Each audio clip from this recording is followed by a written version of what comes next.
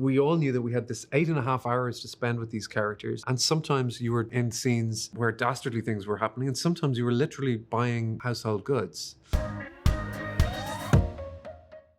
Tom Ripley, this character has a pretty large literary and cinematic footprint. I mean, he's like the James Bond of con men.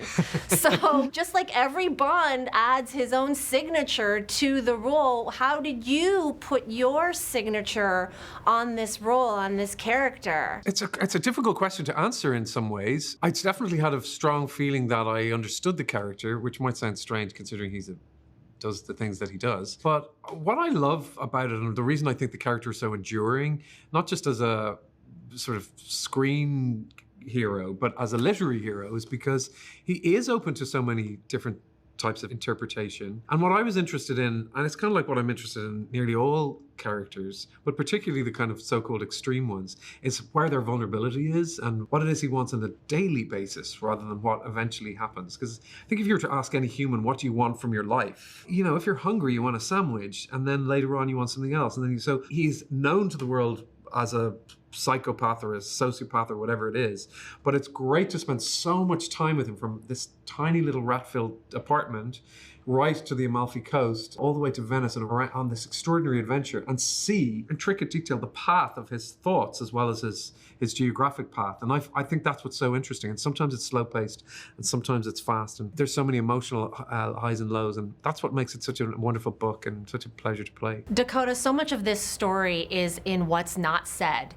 Internal dialogue, the subterfuge, and for your character, there's restraint, and we can see her trying to ignore her instincts, but not necessarily able to. Can you talk about playing that restraint and approaching the character that way? Yeah, I think I love that kind of acting and getting to do that and getting to explore what's not said and what's underneath the character, because I think that's really how human beings interact. You know, you're dealing with your own internal thoughts and then having to modulate what you're saying out loud and what you're not saying out loud. I mean, that's kind of being a human being. So I was super excited because I knew there would be a lot of that. I think we're lucky that Steve is a writer and a director that notices that and appreciates that very fully. So I was never doing something that I felt like wasn't being taken in by him. And so I think when you're dealing in such subtleties, it's important to know that they're being absorbed. And I was happy to explore all of that restraint. And then I was able to kind of have fun with it, you know, and we had a lot of fun with our scenes together, especially.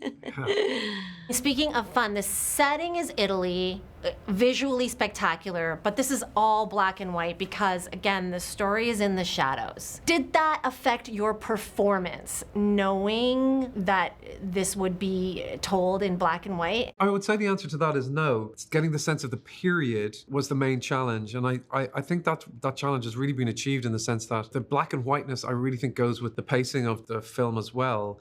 It feels very of the period, which is a really difficult thing to do in relation to how scenes are paced, or if Tom makes a mistake, that we have to laboriously, almost sometimes agonizingly, go through what he has to do in order to get himself out of that mistake, rather than sort of quick cuts that we're used to as audiences seeing now. And so even that, where you're like, you are taught how to be in this world, and for that reason it becomes incredibly immersive. And in exactly the same way as an actor, we all knew that we had this 8.5 hours to spend with these characters, and sometimes you were in scenes where dastardly things were happening, and sometimes you were literally buying household goods. They all carry a certain meaning, you know, and that's the way life is. We have real extremities and real banalities, sometimes in the same day.